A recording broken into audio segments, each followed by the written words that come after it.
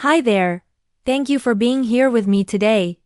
Before we dive in, I want to remind you, healing doesn't always begin with forgetting. Sometimes, it begins with finally remembering, but no longer letting it control you. This is a story about transformation, about finding peace in places once filled with pain, and about learning that even the darkest memories can lose their power when we face them with courage. I didn't forget the trauma, but this changed everything. Let's begin. The old house stood on a hill overlooking the town, its paint peeling like sunburned skin. It had been Martha's childhood home, a place filled with laughter and light, but also, increasingly, with shadows that stretched and distorted with each passing year. Now, at 62, she was back, not to reclaim a happy past, but to confront the darkness that still lingered in the corners of her mind, a darkness that clung to her like a second skin. It wasn't that she had forgotten. Quite the opposite. Every detail, every scent, every whispered word from those years was etched into her memory with excruciating clarity. But the weight, that crushing, debilitating weight that had shadowed her every step for decades, was finally beginning to lift. Her journey had begun, ironically, with a diagnosis. Mild cognitive impairment, the doctor has said, a softening of the mind that often precedes dementia. Martha had initially panicked. Was she losing herself? Was everything she had fought so hard to hold on to, the memories, the pain, the hard-won wisdom, about to slip away like sand through her fingers? But then, a strange calm had settled over her. Perhaps, she thought, this was an opportunity, a chance to redefine her relationship with the past, not to erase it, but to release its suffocating grip. The therapist, Dr. Anya Sharma, had suggested EMDR therapy, eye movement desensitization and reprocessing.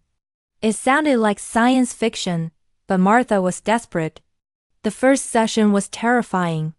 Closing her eyes, she had been transported back to the house, to the basement, to the source of her deepest trauma. Her father. The memories flooded her, raw and visceral. The smell of his cheap cologne, the sound of his heavy footsteps on the stairs, the chilling emptiness in his eyes.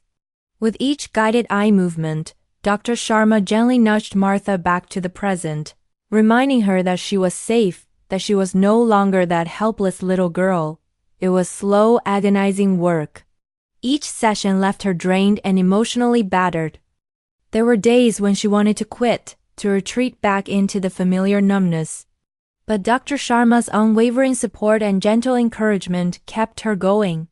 She learned coping mechanisms, mindfulness techniques, ways to anchor herself in the present moment when the past threatened to overwhelm her.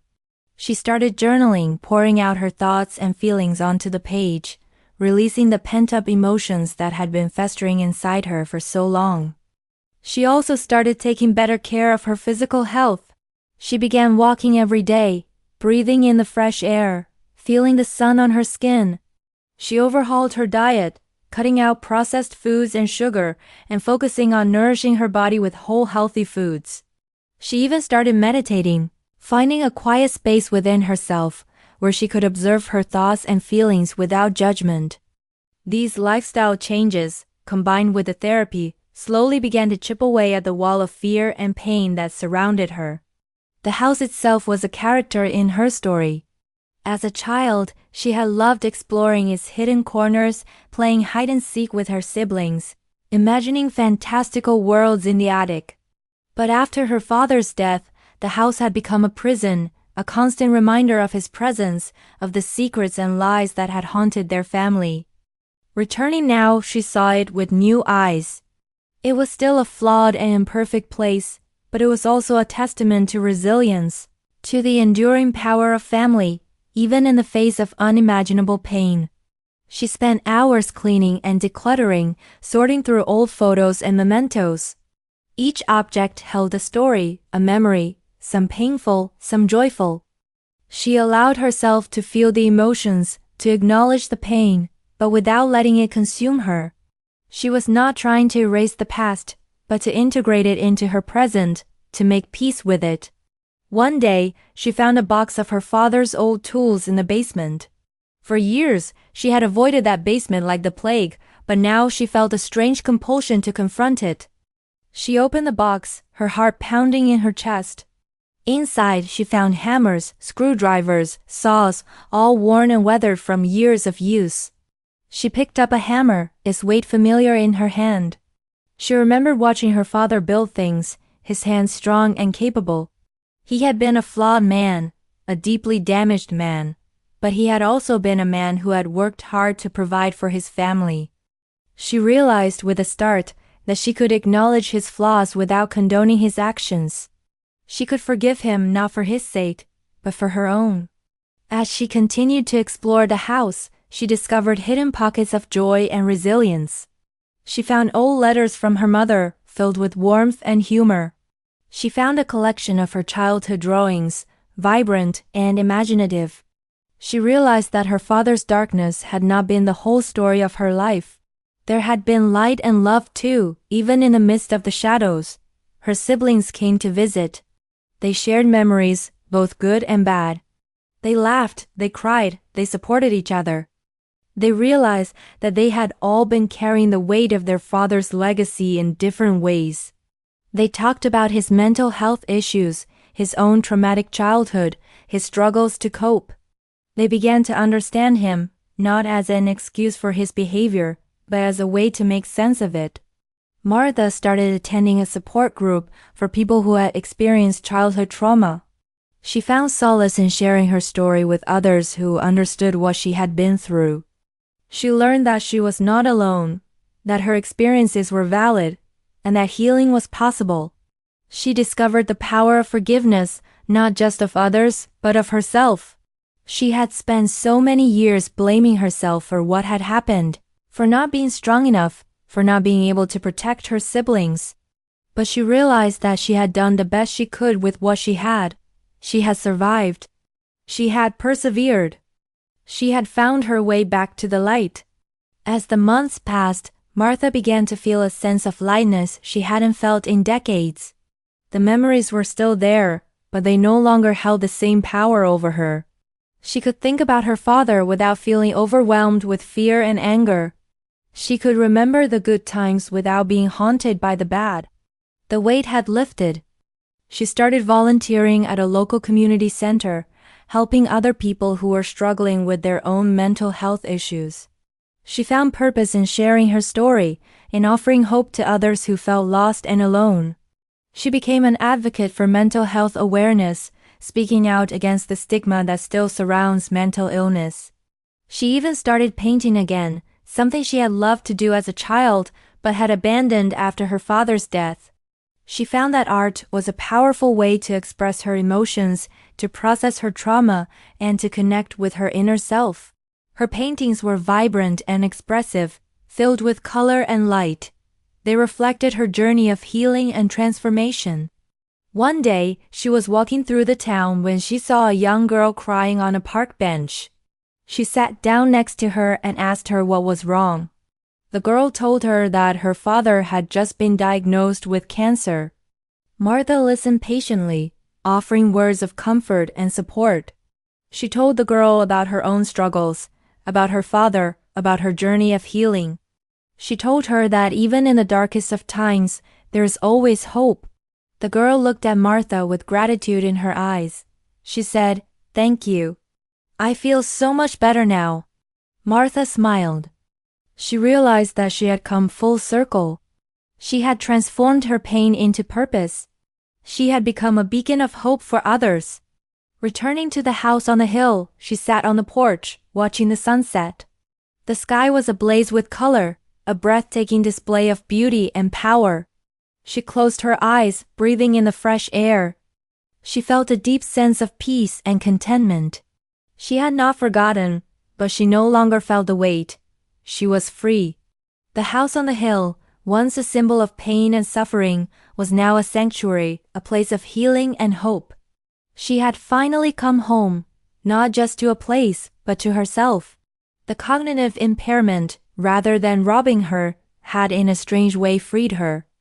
It had forced her to confront her past, to release its grip, and to embrace the present moment.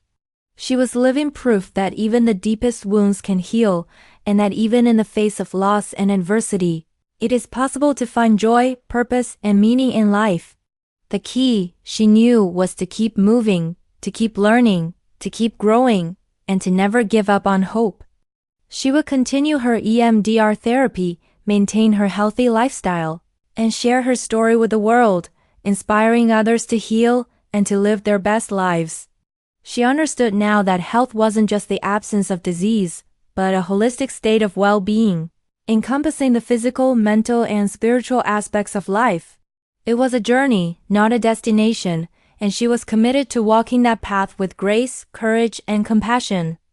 She looked forward to many more sunsets on her porch, each one a reminder of her resilience and the enduring power of the human spirit. This house, this life, was hers now, reclaimed and redefined. The past was a part of her, but it no longer defined her. She was Martha, a survivor, a healer, a beacon of hope, and she was finally truly free.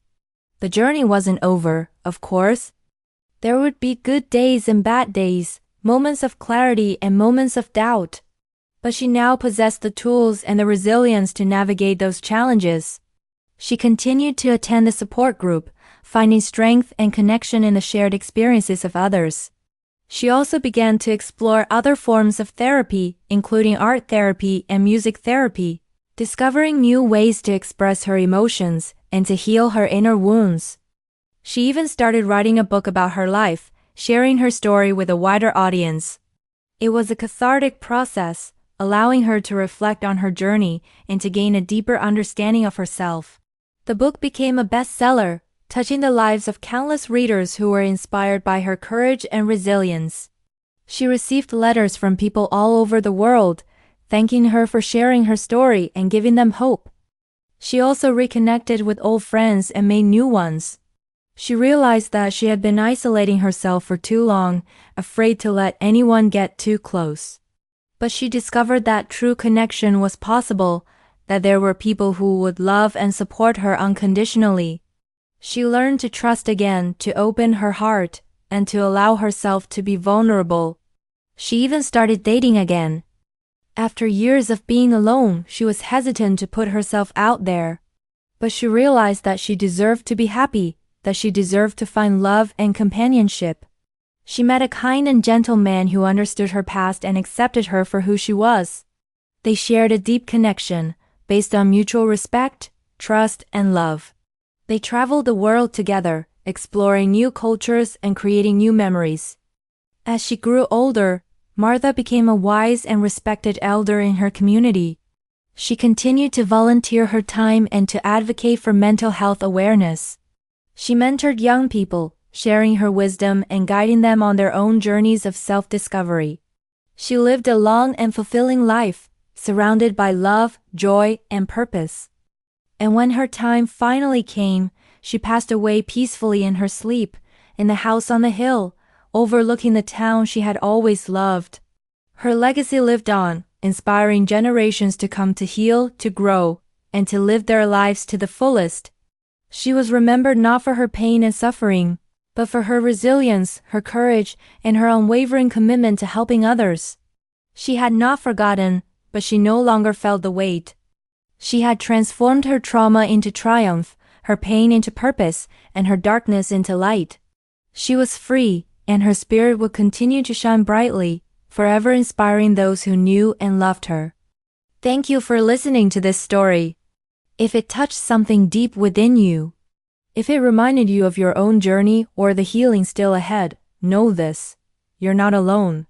Healing isn't about erasing the past, it's about carrying it differently, with more strength, more grace, and less weight. If Martha's story gave you hope, please share it with someone who might need that same reminder. And if you're still on your path, keep going, because just like her, you deserve peace. You deserve light, and you deserve to be free.